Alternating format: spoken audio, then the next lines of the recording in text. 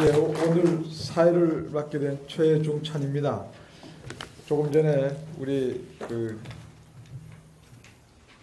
조희갑 대표께서 말씀하신 것처럼 이 개헌이라는 그 주제가 우리 일반 국민 생활에 직접 관련이 저 피부와 닿지도 않고 그런데 오늘 날씨도 궂은데 이렇게 많이들 참석해 주셔서 대단히 감사합니다. 오늘 개헌은 오늘 토론회는 지금 개헌 토론으로 세 번째 이제 마지막 행사가 되겠습니다. 오늘 주제는 지방 분권에 관해서 이제 헌법에 어떻게 담는 게 좋으냐 이런 데 대해서 논의를 하도록 하겠습니다. 오늘 진행을 간단히 말씀을 드리면은 지금 발제자께서 한 30-40분 발제 소개를 해드리고 두 분의 토론자가 한 15분씩 그래서 한 30분 말씀을 하시고 여기 계신 분들 시간이 충분하니까 여기 계신 분들이 좋은 의견이나 또 질문 있으시면 하시는 식으로 진행을 하도록 하겠습니다. 그럼 우선 오늘 발제하실 분과 토론할 분들을 제가 간단히 소개를 해드리겠습니다. 발제자로서는 정세욱 명지대학교 명예교수님입니다. 우리 정 교수님은 이 행정학계의 아주 대단한 원로십니다. 명지대학교 부총장을 역임하셨고 공공자치연구원 원장, 그 다음에 한국지방자치학회 회장, 또 파리 1대학교, 파리 2대학교의 초빙 교수 등을 역임을 하셔가지고 우리 행정학교에서는 아주 모르면 간첩이라 할 정도로 아주 유명하신 분입니다. 그 다음에 두 분의 토론자는 한 분은 지금 현재 김병일 김현장 고문이십니다. 경제기획과 공정거래위원회에서 쭉 근무를 하셔가지고 경제부처에서 근무를 했습니다만 공정거래 쪽에 근무하시고 또 지금도 김현장 고문을 하시기 때문에 여러 면에서 이 법에 대해서도 관심이 많으신 분입니다. 또 한 분은 김병일, 김성호 현재 자치법연구원 부원장이십니다. 국회 개헌특별위원회 자문위원회의 지방분권 간사도 하고 계시고요. 전 대통령 소속 지방분권촉진위원회 위원을 역임을 하셨습니다.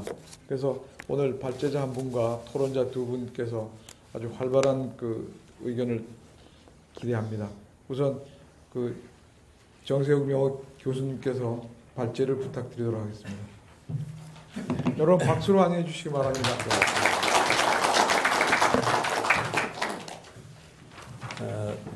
참 이렇게 귀한 자리를 마련해 주신 우리 선사연의 공동 대표님들을 비롯해서 관계자 여러분들께 감사의 말씀을 드립니다. 어디 갔든지 그런 얘기를 듣는데 오늘 우리 조희갑 대표님께서도 또 개헌이 별로 국민들한테 관심이 사항이 아니다. 이런 말씀을 들을 때 참 마음이 아픕니다. 개헌이 이게 국민한테 제일 관심사항이고 국민들이 이해관계가 직결되어 있는 사항인데 제일 국민들이 관심이 없으니 그 관심이 없는 틈을 타서 정치인들이 그냥 자기 마음대로 요리를 하고 지방이 이건 무시되고 국민들의 권익도 무시가 되고 이런 상황입니다. 그래서 어떻게든지 국민들이 이게 개헌이야말로 우리에게 직결된 것이고 우리들의 일상생활, 우리들의 기본권, 우리들이 자유민주주의의 시민으로서 누려야 할 모든 것의 기본이 되는 것이다 하는 인식을 좀 갖게 하는 것이 저희들이 1차적으로 해야 될 관심사항이 아닌가 그렇게 생각이 됩니다. 여기 제가 그래서 몇 가지 예를 좀 들어놨습니다. 왜 국민들의 이해관계가 되는 상황인가 하는 것을 사실 좀 개헌과 지방분권 설명한 데는 특별히 관련은 좀 적지만 그래도 그걸 제가 일부러 집어넣은 게 이게 개헌이라는 게 이렇게 국민들의 생명과도 직결되는구나 하는 그런 것을 강조하기 위해서 집어넣었습니다. 문재인 대통령께서 지난 10월 26일 날 시도지사 간담회에서 그런 발표를 합니다. 지방자치와 지방분권이야말로 국민의 명령이고 시대정신이다. 또 지방분권이 가장 중요하기 때문에 지방분권 개헌을 추진하겠다. 그리고 자치권이라고 하면 네 가지입니다. 자치입법권, 자치행정권, 자치조직권, 자치재정권인데 이 모든 것을 자치 4대 지방자치권을 헌법화하겠다. 뭐 그런 말씀도 했고요. 또 재정분권도 강력하게 추진하겠다. 막 구체적인 물론 내용은 없습니다만 하여튼 그런 말씀을 했고, 그리고 국세와 지방세 비율도 장기적으로는 6대4가 되도록 하겠다. 현재는 8대2입니다. 그런데 이것을 6대4가 되도록 지방자치단체 입장에서 보면 2배를 늘리겠다. 막 그런 뜻이 되겠습니다만, 또 지방자치단체라는 말을 쓰지 않고 지방정부라는 말로 바꾸겠다. 그래서 그게 만약에 잘 추진이 안 되면 정부가 독단적으로라도 추진하겠다. 뭐 그런 강한 의지를 비치기도 했습니다. 그런데 이제 그렇다면은 이러한 대통령의 발표가 나오면서 지방자치단체마다 그냥 뭐 환영하는 뜻이 나오고 또 지방분권 개헌을 주장하는 전국의 자치단체 장들도 막 회의를 갖고 그렇게 해서 좀 열기가 좀 올라간 것 같습니다. 국민들은 무관심한 데 비해서 자치단체 장들은 굉장히 관심이 고조되는 그런 양상입니다. 그렇다면은 이게 우선 헌법이 만들어지고 한다면은 기본적으로 어떤 헌법이 틀이 잡혀야 되느냐, 그래야만 그게 국민주권주의가 되느냐 하는 그런 내용을 좀 보겠습니다.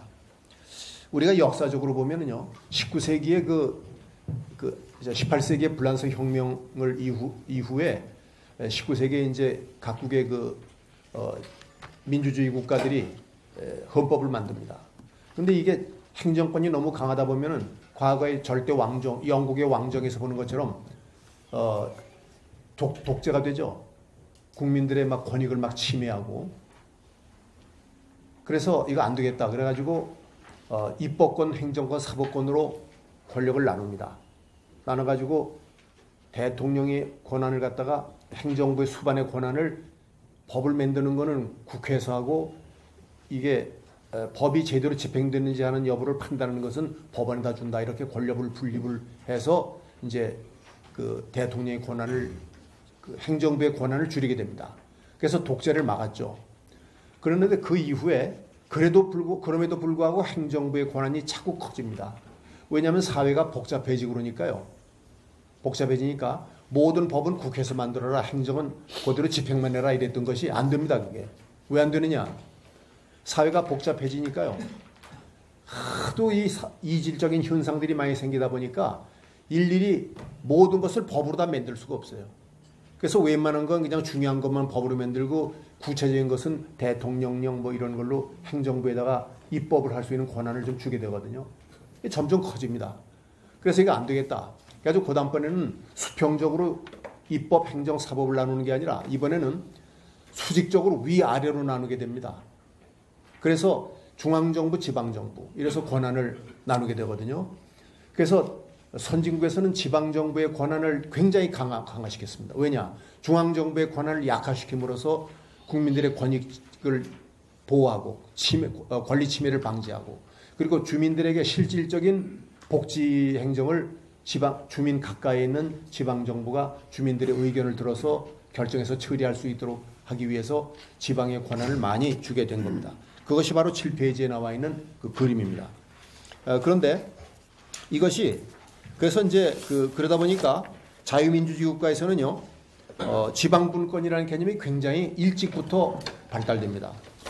그래서 이 권한 배분도요, 이 국가와 지방정부 이렇게 했을 때 국가에다가 모든 권한을 주고 국가에서 지방에다가 시도나 시군구에다 이렇게 권한을 나누어주는 그런 방식이 아니고, 선진국은요, 모든 권한을 지방정부에다가 모든 권한을 다 줍니다. 정부가 스스로 할 수 있는 것, 정부가 해야 될 거는 전부 지방정부에다 권한을 줍니다. 왜 그렇습니까? 그래야만 주민 가까이에 있는 지방정부를 해다 줘야만 주민들이 참여하고 통제도 하고 감시도 할 수 있다. 중앙정부에다 주면 감시를 못 하거든요. 그러니까 그런 다음에 지방정부에서 할 수 없는 거, 도저히 외교, 국방 이런 거 할 수 없지 않습니까? 그런 것만 띄워가지고 중앙정부에다가 지방에서 중앙으로 권한이 위임이 되는 겁니다. 우리는 거꾸로죠. 우리는 국가에서 지방에다 권한이 위임되는데 지방에서 권한을 중앙으로 위임하는 그런 형태가 되는 겁니다. 네? 그래서 헌법에 보게 되면 외국에는 중앙정부는 요런 것만 처리한다. 이렇게 되어 있어요, 헌법에. 우리는 안 그런데요. 우리는 모든 것을 전부 중앙정부가 한다라고 되어 있고 지방에다가 조금 찔끔찔끔 이렇게 권한을 넘겨주게 되어 있는데 선진국은요. 요런 사항만 중앙정부는 처리한다. 그거 이외엔 못한다. 그래서 지방에서 할 수 없는 것만 중앙에서 하도록 그렇게 헌법을 만든 겁니다. 그러니까 전부 헌법이 그렇게 되어 있습니다. 그래서 이제 그 8페이지 좀 봐주시면요. 여기 나와 있는데 이걸 제가 그림으로 좀 쉽게 좀 풀어드리겠습니다. 대한민국 헌법이요. 제1조에 보면 대한민국 민주공화국이다. 1조 2항은 대한민국의 주권은 국민에게 있고 모든 권력은 국민으로부터 나온다. 이렇게 되어 있습니다. 대한민국의 주권은 국민에게 있고 주권은 국민에게 있고 국민주권주의입니다. 그렇죠? 그러니까 국민이 말이죠. 국민이 이게 주인입니다. 모든 주권은 여기에 있습니다. 모든 권력은 국민으로부터 나온다. 이렇게 되어 있습니다. 권력이 전부 여기에서 나옵니다. 권력이 여기서 나옵니다. 이게 무슨 얘기입니까? 국민이 주인이다 이겁니다. 국민이 주인. 네? 그런데 이게 이제 그래서 원래 민주주의 헌법의 기본 이념은 뭐냐면요. 국민이 주인으로서 직접 할 수 있는 거, 직접 처리할 수 있는 거는 직접 하고요. 직접 한다. 그게 뭐냐면 대개 민주주의 국가에서는 세 가지가 있습니다. 국민이 할 수 있는 게. 하나는 국민투표. 중요한 것은 국민이 직접 투표로 결정하지 국회가 하는 게 아닙니다. 우리 헌법 개정도 국회가 헌법 개정 못하지 않습니까? 국민투표를 해야죠. 국민투표는 우리 헌법 72조에도 있습니다만 국가 안위에 관한 중요한 사항들 뭐 이런 것들은 국회에다 맡기지 말고 국민이 직접 국민투표를 결정한다. 그렇게 하도록 되어 있죠. 실제로 그걸 하진 않고 있습니다만 우리나라에서는요. 헌법 위반이죠 사실은. 그래서 국민투표가 있고요. 그 다음에 국민발안이 있습니다. 투표가 있고요. 국민투표가 있고 국민발안이 있고요. 그 다음에 리콜이라고 해서 소환이라는 게 있습니다. 소환. 이 세 가지가 민주주의 국민의 기본입니다. 직접 할 수 있는 겁니다. 자, 그러면 이제 국민발안인데요. 이 발안에서 보면은 뭐가 있냐면 헌법 개정안을 발의한다. 헌법 개정안을 처음에는 소구에서요. 직접 발의했습니다. 직접. 헌법 개정을 한다. 주인이 헌법 개정하겠다는데 누가 뭘 합니까? 그렇죠? 국민이 발의합니다. 그래서 헌법 개정안을 발의하고 또 국회에서 무슨 법률을 좀 만들어줬으면 좋겠는데 이건 안 만들어요. 안 만들면 어떡하냐. 국민들이 일정한 수가 서명을 받아가지고 이런 법률을 발의합니다. 국민들이 직접 서명을 받아가지고 발의를 해요. 그럼 그것이 국회를 거치지 않고 그냥 국민투표로 결정해버립니다. 국민투표로. 왜냐? 국회가 모든 권한을 갖는 게 아니고요. 국민들이 직접 할 수 있는 건 직접 하고 국민들이 할 수 없는 것만 국회에다가 우리가 맡겨서 처리하도록 하는 거 아닙니까? 주인이 국민인데요. 주인이 국민인데 주인이 직접 할 수 있는 것도 못하게 하고 국회가 지 마음대로 한다고 되는 게 어디 국민주권주의에 해당됩니까? 그래서 그렇게 되어 있습니다. 그래서 국민발안은 헌법 개정안하고 그 다음에 법률은 일반적으로 국회에서 만들지만 영 만들려고 해도 이 정치인들이 뻔들어고 안 만들거든요. 네? 그럴 땐 국민들이 직접 발의하는 거죠. 그렇게 사는 겁니다. 그게 이제 이 두 가지가 있고요. 그 다음에 소환은 뭐냐? 이거는 이제 국민들이 직접 할 수 있는 게 아니라 일정한 공권력을 이제 그 국민들이 직접 하지 못하고 공공 서비스 이런 거는 공공기관에다 맡겨야 되거든요. 맡기는데 아까 말씀드린 것처럼 중앙정부가 있고 그 다음에 여기 지방정부가 있는데요. 지방정부에다 맡기는 겁니다.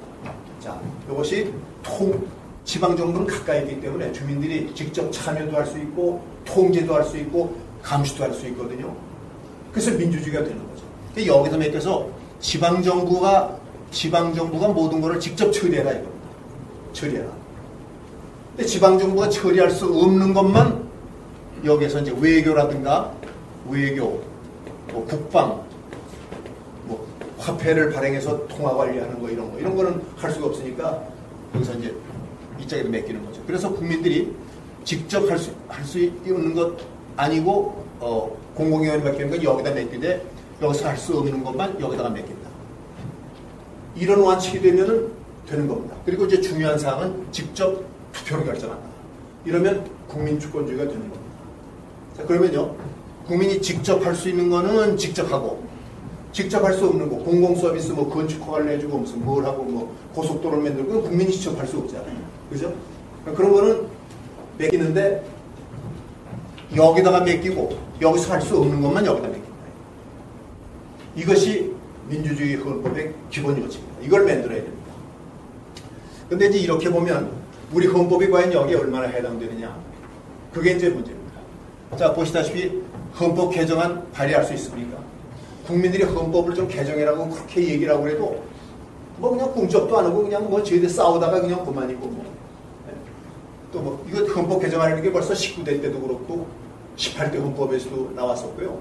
계속 나왔는데 뭐 그냥 누가 책임지는 것도 그냥 막 밀어버리고. 그리고 이제 법률도 그렇고요. 그래서 또 소환제도도 그렇습니다. 소환제도도 국민이 뽑은 대통령, 국민이 소환을 해야 되는데 우리 대통령 뽑은 다음에 우리가 야 안 되겠다, 그만 해임시키자, 이거 할 수 있습니까? 우리가 주인인데 주인이 뽑았는데 잘못 뽑았다, 그럼 너 그만둬, 이럴 수 있어야 되는 거 아니에요? 그렇지 않습니까? 근데 그건 안 하고 국회에서 탄핵한다고 해버리고 헌법재판소에서 해버리고, 그럼 주인인 국민은 가만히 바라만 보는 겁니다. 이게 민주주의 헌법입니까? 또 국회의원은요, 이제 중앙정부에서 이게 이제 중요 문제가 되는 게 국회의원하고 대통령인데, 대통령은 그래도 뭐 한 국가를 대표하고 하니까 무슨 좀 권한이 많이 주어지고 하더라도 좀 이해가 되죠. 국회의원은 뭐 그냥 그 국민의 대표라고 하는데 온갖 특권을 다 누리고 있습니다. 국민들이 원합니까? 국민들은요, 국회의원들 권한 강화되는 거 원하지 않습니다. 근데 지금 저희들끼리 쓱싹쓱싹 해가지고 요거 특권, 저희들 특권 만드는 데는 여야가 없어요. 요거는 합의가 아주 잘 됩니다. 그냥 합의할 것도 없어요. 비밀의회에서 그냥 싹 해가지고 다 해버려요. 그래가지고 특권을 만든 게요, 여러분 놀라지 마십시오. 무려 200개가 됩니다. 200개 조금 넘어요.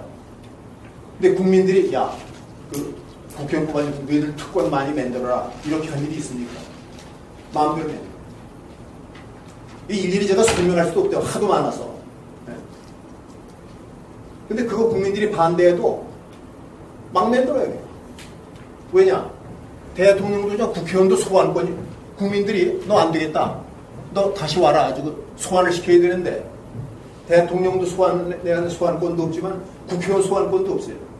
여러분, 시장, 구청장, 시군구, 의회 의원 잘못하면 소환합니다.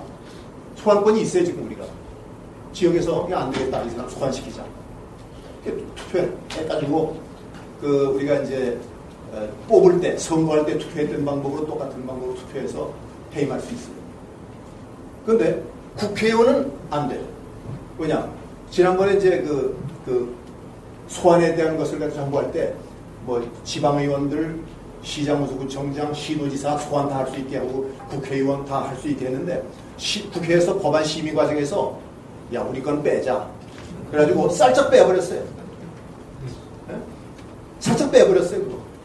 그리고 쉬쉬쉬 하고 누구한테 얘기하지 말고 신문기자들한테 이거 내지 말라고 이래가지고 해버렸어요. 이렇게 나쁜 사람들이에요. 근데 이거 소환 못합니다. 얼마 전에 어떤 국회의원이 하도 그냥 쌍스럽고 못된 나쁜 짓을 해가지고 저가 그냥 어떻게 해버려야 된다고 하는데 방법이 있어야죠. 근데 이렇게 그냥 바라만 봐야 되는 게 이게 국민이 모든 권력이 국민으로부터 나오는 겁니까? 이게 헌법이 지금 이렇게 되어 있습니다. 그리고 또 한 가지 헌법은 전부 중앙정부의 권한이 가 있고요. 그리고 여기에다가는 그냥 돈도 다 가지고 있고, 그래가지고 지방에다 어떻게 할 수가 없어요. 뭐 권한도 없습니다. 그래서 지금 이게 제대로 한두 군데가 얽혀진 게 아닌데, 이 모든 것을 전부 종합적으로 해가지고 국민이 주인이 되는 헌법을 만들어야 된다. 이래서 지방분권 개헌도요, 이게 뭐냐면 지방을 위해서 무슨 시장구청장이나 뭐 시도지사 보고 권한 많이 행사해라, 너희들한테 권한 많이 줄게, 이래서 지방분권하는 게 아니고요, 주민 모든 권력을 중앙에서 지방으로 끌어와가지고 국민들이 직접 지역에서 감시하고 통제하고, 그렇게 하면서 여러분들 지역에서 시장이나 군수나 구청장한테는 압력을 넣어가지고 이렇게 왜 우리 시민들이 원하는데 이렇게 안 오느냐, 이렇게 할 수 있지 않습니까? 그게 민주주의거든요. 그걸 보통 뭐라고 하냐면 그 풀뿌리 민주주의라고 그러죠. 풀뿌리 민주주의. 그래서 그 풀뿌리 민주주의가 바로 이겁니다. 모든 것을 여기다 갖다 놓고 해라 이거. 근데 우린 전부 여기가 있습니다. 여기가 있어가지고 이게 이 중앙정부하고 이제 이 특히 국회, 이게 아주 문제의 아주 핵심인데요. 근데 더구나 심각한 거는 저 문제의 핵심은 저걸 어떻게 좀 요리를 좀 처리를 해야 되겠는데, 저게 또 헌법 개정에 또 권한을 가지고 있으니 말이죠. 참 이게 참 어려운 일이죠. 어떻든 이렇게 되어 있습니다. 그래서 지금 이거 전체를 갖다가 체제를 아까 말씀드린 것처럼 국민이 직접 할 수 있는 것은 직접 하고, 직접 할 수 없는 것은 여기다 맡기되 지방정부에다 맡기고, 안 되는 것만 중앙에다 맡기고, 이렇게 해서 이제 이루어집니다. 근데 지금 중앙정부의 권한을 지방으로 남겨올 생각은 하지 않고 지방에서 해야 될 건데 중앙정부가 쥐고 있어요. 정치인들이 이쪽으로 주는 걸 원하지 않습니다. 국가 공무원들이 원하지 않습니다. 국가 공무원들은 권한을 이쪽에다 주고 전부 남겨주면 자기들은 할 일이 없어서 잘리거나 뭐 죽는 줄 알아요. 그래서 안 내놔요. 그러니까 이게 이제 그것도 문제가 있고요. 그래서 지금 이런 체제를 어떻게 하는 것은, 이건 헌법을 바꾸지 않으면요, 정치인들한테 뭐 법률로 해가지고 해라 하게 되면 절대로 해결이 안 됩니다. 그래서 이제 헌법 개정을 나온 겁니다. 이 지방분권 헌법 개정은, 지방분권형 헌법 개정은 국민을 위한 것입니다. 국민 가까이 가는 것이고, 네? 그리고 직접 처리하자고 하는 것도 역시 국민을 위한 것이고, 그러니까 국민 주권주의 입장에서 모든 것을 가져가서 헌법 개정안도요, 국민들이 발의할 수 있도록 해야 됩니다. 일정한 소명을 받으면. 법률도 그렇고요. 그래야만 국회의원들이 이제 좀 정신을 차리죠. 그리고 또 국회의원 잘못하는 사람은 넌 그만둬라. 주인이 너 하지 말려는데 무슨 상관이 있어요? 소환할 수 있어야죠. 그래서 이것을 전부 헌법에다 규정하는 것이 바람직하다, 이런 말씀이 되겠습니다. 그 다음에 8페이지에 밑에 있는 것은 외국이 특히 1980년대 이후에는 지방분권을 더 강화하고 했다는 겁니다. 그러지 않아도 지방분권화가 돼 있는데 더 그냥 강화합니다. 왜 그러냐 하는 이유를 설명해 놓은 것입니다. 그래서 제가 시간이 없기 때문에 설명드리진 않겠지만은, 그게 왜 그러냐면 세계화는 지방화다, 이런 말이 있었습니다. 여러분들 아시다시피 WTO 체제가 출범했죠. 그래서 이제는 우리가 어떤 국민들이 한 나라 사람이 다른 나라 갈 때는 뭐 비자도 받고 무슨 뭐 이렇게 하지만 국경이 있죠. 근데 물건은 국경이 없어요. 이제 물건은 국경이 없습니다. 우리나라에서 나오는 물건이 품질이 우수하고 값이 싸면 세계 어딘지 다 마음대로 나갑니다. 국경이 없어요. 우리나라에서 만드는 물건이 값이 비싸고 질이 나쁘다 그러면 물건이 막 들어옵니다. 중국 물건 막 들어올 때 보세요. 누가 막을 수 있어요? 국경이 없어요, 이제. 그래서 그런 상태에서는 어떻게 되느냐? 이제는 중앙정부는 역할이 줄어들고요, 지방정부의 역할이 커집니다. 그게 왜 그러냐 하면, 국가라는 것은 이제 국경이 없어지다 보니까 국가의 역할은 줄어들고요. 이제 지역의 특성에 따라서 우리 지역은 요게 강점이니까 우리 지역은 지리적으로 요게 유리하고 부존 자원도 여기 많고 그러니까 이걸 가지고 우리가 경쟁력을 키우자. 그래서 지방별로 각각 다르게 지역의 특성을 살려가지고 나름대로 그냥 독자적으로 이렇게 경쟁력을 키우고 막 하게 되면 그 경쟁력이 지방이 중심으로 해가지고 나가서 물건도 수출하고 뭐 이렇게 되고 하는 거지 국가가 하는 게 아니에요 이제는. 그래서 옛날에는 이 조선공업이 한국이 1등이냐 뭐 일본이 1위냐 뭐 이랬었는데 요즘은 그 이후에는 그렇게 하질 않고요. 울산이 1위냐 일본의 고베가 1위냐 이렇게 지역으로 따지게 되는 겁니다.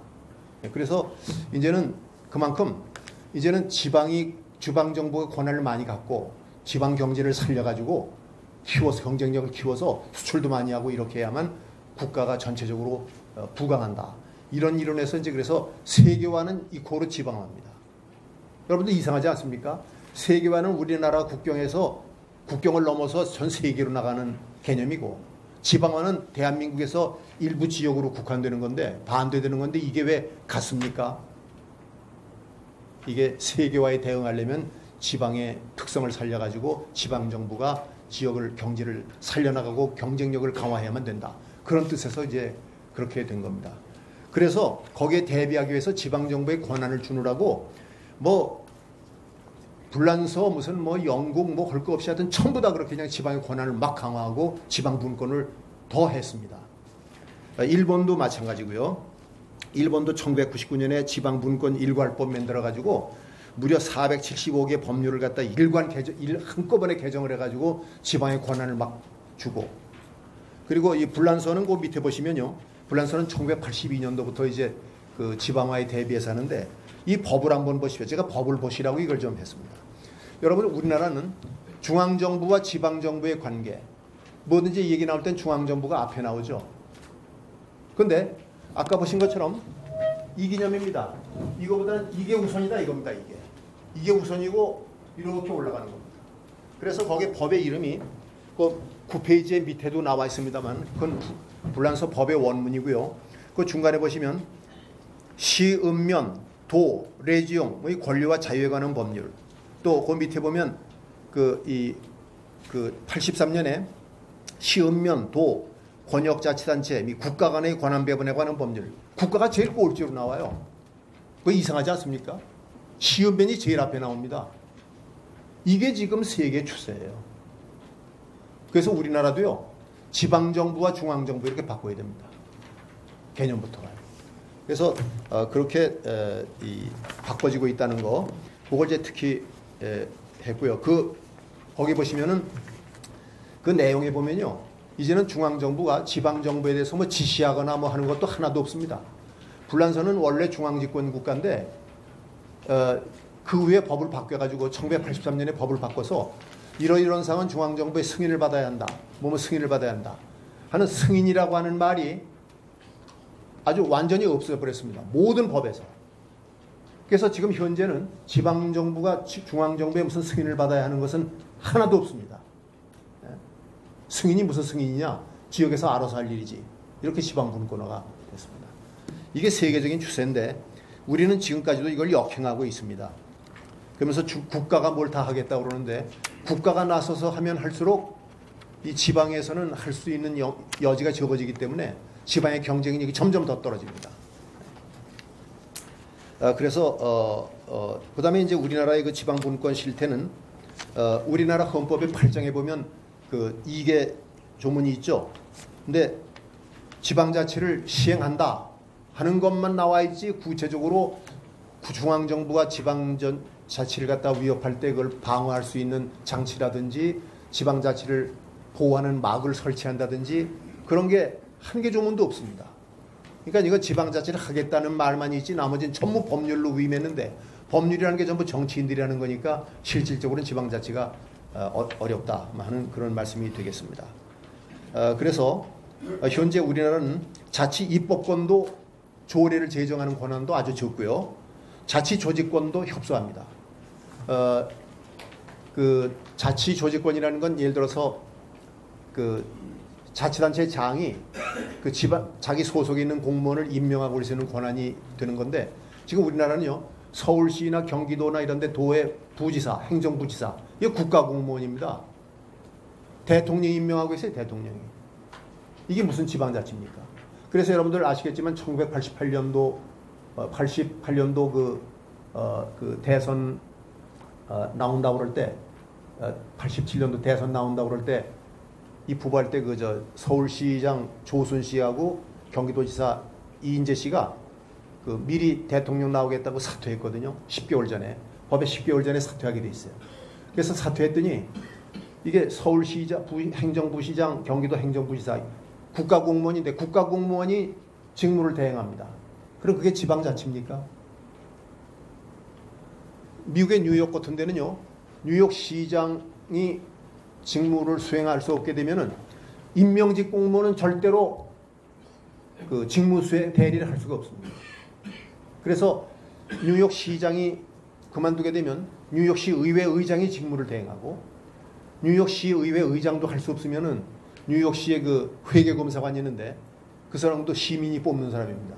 그 사람이 하고 이렇게 그다음에 시의원들이 이렇게 순서로 하고 이렇게 하지 뉴욕시의 부시장은 천지 개벽을 해도 시장 직무를 대행할 수가 없습니다. 임명직이기 때문에. 이게 원칙인데 이건 뭐 껍데기만 만들어놨지 시장이 그만두니까 바로 그냥 국가 정치로 돌아가는 막 그런 형태로 돼 있는데 지금 현재 또 부시장, 부군수, 부구청장 이것도 사실상 시도지사가 또 임명합니다. 이것도 잘못되어 있고요. 그 다음에 시군구에 무슨 조직 과를 몇 개를 두고 무슨 뭐 시를 몇 개를 두고 뭐 도에 국을 몇 개를 두고 뭐 이것까지 전부 일일이 중앙정부에서 그 대통령령으로 제안하기 때문에 이게 뭐 자치라는 게 전혀 없습니다. 자치조직권이라는 게 없어요. 그 다음에 이제 자치재정권 이건 뭐 아주 취약합니다. 아까 말씀드렸지만 그 우리가 지방정부가 하는 지방자치단체가 하는 일이 자치사무가 20%도 안 됩니다. 지금 엄격하게 말하면 15% 정도 되는데요. 나머지는 중앙에서 만든 법률, 대통령령, 부령 에서 지시하는 거대로 그대로 지방정부가 그것 따라서 움직이는 거지 뭐 지역의 특성에 따라서 무슨 뭐 지역의 주민들의 의사를 받들어서 하는 지방자치는 그거밖에 없습니다. 거의 없습니다. 그래서 그 재정권이 취약한데 이게 우리나라는 이제 인식이 잘못된 것이 조세 법률주의라는 게 있죠. 조세 법률주의. 그래가지고 지방정부에는 과세 자주권도 없습니다. 근데 조세 법률주의라는 거 이게 일본 사람들이 잘못 번역해가지고 나온 겁니다. 원래는 그게 아니고요. 영국에서는 No taxation without representation. 국민의 대표 없이는 조세도 없다. 국민의 대표가 모여가지고 우리 이런 세금을 걷자. 이렇게 의결하지 않으면 왕이 마음대로 세금을 부과하지 못한다. 이런 얘기입니다. 근데 우리는 그게 아니고 조세 법률주의라고 그래가지고 지방에도 지방의회 의원들 대표입니다. 근데 대표 없이는 조세도 없다 하게 되면 그 사람들은 대표이기 때문에 그 지방세를 매길 수 있어야 되는데 조세 법률주의라는 거 어거지로 해석을 해가지고 그런 그 권한도 없습니다. 또 재정력이 또 약하고요. 그리고 그 현재 우리나라 재정 자립도가 전국적으로 보게 되면 한 50 내지 52% 수준인데 53% 뭐 이 정도인데 실질적으로는 지방별로 격차가 심하기 때문에 서울 같은 데는 뭐 80% 90% 되니까 좀 괜찮지만은 저 군에 가게 되면 재정 자립도가 한 10% 내외, 10% 이하짜리 있습니다. 이게 무슨 얘기냐면 시군구에서 쓰는 돈이 100이다 그러면 자기가 스스로 세금 받고 세외 수입을 받아가지고 충당하는 거는 100 중에서 10도 안 된다. 그런 얘기입니다. 막 그렇기 때문에 사실상 이것을 지방자치를 하기가 어렵다는 얘기도 나옵니다. 그래서 이것은 이제 지방교부세를 증액하는 그걸로 충당하는 그런 문제가 있는데 어떻든 그런 겁니다. 그래서 지금 현재 지방자치단체가 스스로 알아서 처리해야 될 그런 문제도 거의 중앙정부가 다 결정권을 가지고 있고 승인권을 가지고 있기 때문에 뭐 어떻게 할 수가 없다. 아마 그런 얘기가 되겠습니다. 그래서 저 시장소구청장들이 말은 못해도요. 지금 뭘 주민들을 위해서 뭐 하려고 하더라도 하려고 하면은 전부 규제에 걸리고 중앙정의 승인을 받으려고 그러면은 다른 데서는 아무 얘기도 없는데 왜 당신 시에서는 뭐 이런 걸 한다고 그러느냐 하지 말아라. 승인도 안 해주고 이래서 전국적으로 다 똑같이 이렇게 나가는 거지 뭐 지역의 특성을 살려서 뭐 지역 경제를 살리고 이런 거는 참 어려운 막 그런 상태가 되겠습니다. 그래서 이제 그런 상황이죠. 그래서 그 밑에 12페이지 밑에 그림을 보시면 또 이제 정당 공천제가 문제입니다. 이건 대개 문제를 아시기 때문에 제가 설명을 더 안 드리겠습니다. 이 시간도 좀 부족하고요. 어떻든 원래 이 그림에 보시면 이게 선진국은요, 당원들이, 지역의 당원들이 모여가지고, 예를 들어서 여기가 이제 서초구인데, 서초구 하면 서초구에 A당이면 한국당이면 한국당, 민주당이면 민주당의 당원들이 모여가지고 이 지역에서 나올 국회의원 후보도 당원 투표로 뽑고, 또 여기 구청장 나올 사람도 이것도 뽑고, 이렇게 해서 이게 후보가 결정되는 겁니다. 당원들이 민족 투표로. 근데 우리는 당원들이 없습니다. 당원들 해봤자 생기는 것도 없고 말이지, 밤낮 거수기 노릇만 하고 그러는데 누가 당원이 되겠습니까? 그러니까 당원이 없습니다, 거의. 소위 당비를 스스로 납부하는 이 실질적인 당원이 없죠. 그래서 당원이 없다 보니까 공천을 할 수가 없습니다. 그럼 공천을 할 수 없으면 다른 방법으로 해야 되는데, 다른 국민 투표, 무슨 국민 참여, 무슨 투표 공천한다 조금 말로 하지만 1990년대부터 그렇게 했지만 결국 다 실패했어요. 안 돼요. 그래서 결국 어떻게 하느냐면, 국회의원이 너 이번에 구청장 공천해 줄게, 또 무슨 구의원로 해줄게, 무슨 시의원 해줄게, 이렇게 국회의원이, 지역에 있는 국회의원이 지명을 합니다. 지명하면서 공짜가 어디 있습니까? 돈 갖다 바쳐야 되고 어쩌고 말이죠. 그래가지고 온갖 부정이 막 생기고 그래서 어떤 경상북도의 청도군 군수는 구속을 당했는데, 왜 당신 돈을 이렇게 받았냐 했더니, 난 공천 받으려면 공천 헌금 갖다 내야 되는데 내가 돈도 없는데 어떡하느냐, 헌금 마련하기 위해서 돈 좀 받았다. 이래가지고 이게 비리가 굉장히 많죠. 그래서 이게 보면 여긴 당원 투표로 이렇게 올라가가지고 이렇게 하고, 중앙당은 관여를 안 합니다. 국회의원도 당원 투표에 의해서 공천을 받아야 되는 똑같은 입장이에요. 지방의원이나 국회의원이나 똑같은 입장입니다.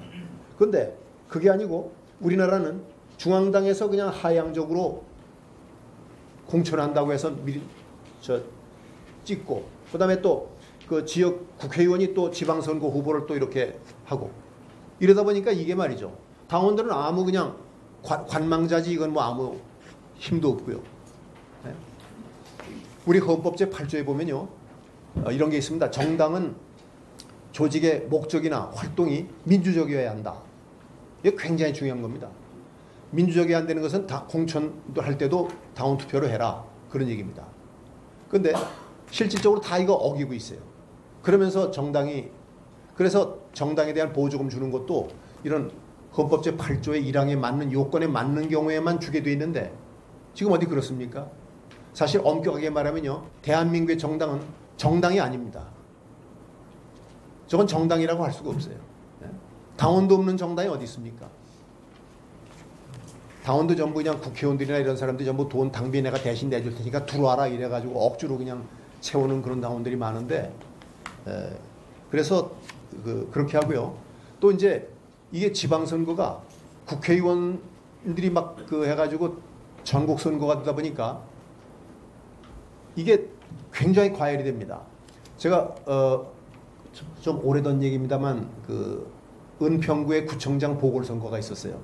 그 당시에는 지금 여당이 그때도 여당이고 지금 야당이 그 당시 야당인데, 가봤더니 그럼 이제 거기 나온 유권자들이 구청장이 어떤 사람인가, 저 사람이 누가 괜찮은가, 이걸 보고 판단해야 될 거 아닙니까?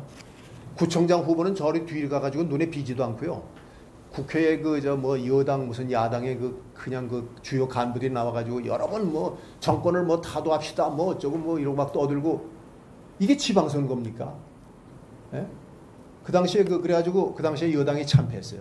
참패했는데 그 이유가 뭐냐? 구청장 선거에서 참패한 이유가, 그 당시에 무슨 대우노조 과잉 진압 사건이라는 게 있었는데, 과잉 노조 진압을 해가지고 인기가 떨어져서 구청장이 떨어졌다. 대우노조하고 과잉 진압하고 은평구청장 선거가 무슨 관계가 있습니까? 이게 전부 전국 선거니까 이게 지방 선거가 아니에요, 이게. 그래서 이제 정당 공천도 이거 없애버려야지 그렇지 않으면은 안 되겠다. 막 그런 얘기가 되겠습니다. 그래서 이제 선진국하고 비교해 보게 되면 이렇습니다. 자, 아까 말씀드린 국민주권주의입니다. 이제 이 선진국 왼쪽을 보시게 되면 14페이지에 이거는 전부 국민들이 직접 선거도 하고 통지도 합니다. 양쪽 다. 그럼 중앙정부와 지방정부는 전혀 별개입니다. 이게 국민주권주의입니다. 그런데 여기는 국민들이 지방선거는 선거는 하지만 통제는 못해요. 그리고 선거하고 통제를 중앙정부는 국민이 하고 그 다음에 중앙정부가 지방정부에 대해서 권력적 통제를 하고 있습니다. 이러니까 이게 완전히 국민주권주의하고는 거리가 멀다. 막 그런 얘기가 되겠습니다. 어떻든 이제 그렇게 해서 사무 및 권한 이양이 그동안에 많이 좀 이루어진다고는 했지만 그거는 근본적으로 중앙정부가 권한을 가지고 지방에다 권한을 이양하는 건 안 되고 지방에서 오히려 할 수 없는 것만 중앙정부가 가져가는 그런 방법으로 근본적으로 바꾸지 않으면 안 된다 하는 얘기가 되겠습니다. 자, 제가 이제 15페이지 좀 봐주세요. 자, 중앙집권의 피해자가 바로 국민이다. 이걸 제가 좀 강조하고 싶은 겁니다. 참 여러분들께서도 좀 기회 있으시면은 알고 보니까 이 중앙집권의 피해자는 이게 국민 모두가 피해자다 하는 걸 좀 인식을 좀 시켜주십시오. 이걸 인식들을 못하니 참 이게 큰일입니다. 세월호 침몰 사고입니다. 세월호 침몰 사고. 자, 이거 엄청난 295명이 사망하고 9명이 실종됐는데 이거는 근본 원인이 뭐냐? 근본 원인이 물론 배 선장이 잘못한 것도 있고 그러지만 행정적 측면에서 본다면 집권형, 집중형 구조체제 때문입니다.